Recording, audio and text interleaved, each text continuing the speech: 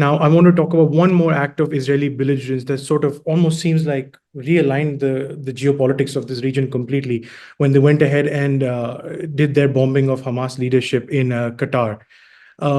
What followed then we saw from India, this is from the New Delhi's perspective, what we saw was the immediate announcement of a Saudi-Pakistani mutual defense pact.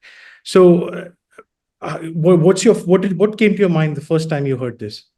Well, yeah, it's pretty crazy. I mean, the question was whether America knew about it or not and approved it or not. Hmm. Um, as I'm sure you know, America's largest military base in the Middle East is in Qatar, the Al Ulid, I'm sure I'm saying it wrong, Ulid Hmm. Air Base. It's also the headquarters of Central Command. So Yeah. it's a bigger base than even our Army bases in Kuwait or Navy base in Bahrain and, all the various Army and Air Force bases in Saudi and UAE and Morocco and, Oman and the rest. And Hmm. so, and Oman, Qatar is the one of the Gulf, the Sunni Gulf Arab states that has Hmm. the closest ties to Iran because Yes. they share a gas field beneath the Persian Gulf. So they have this vast economic interest in common, and they have for many decades. And so sometimes they're even like the back channel to talk to Iran because they're Hmm. closer to Iran than, say, the government in Bahrain or Saudi, I guess. Um, Hmm.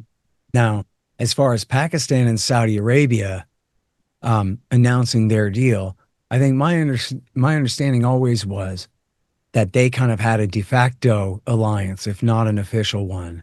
And there had Hmm. always been a question of whether Pakistan would even furnish a nuclear weapon to Saudi Arabia.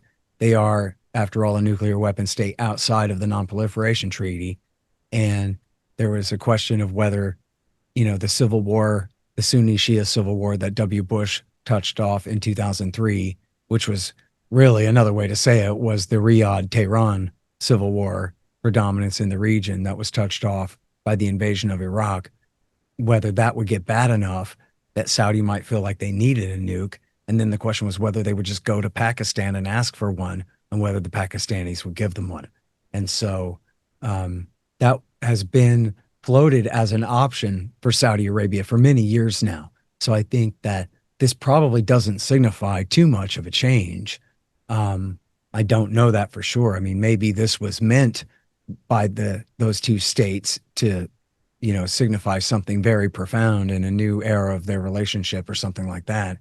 Hmm. Um, Now, I actually have not had a chance to read too closely into this, so I don't know if this was really like a war guarantee and a full treaty of military alliance or how far it went.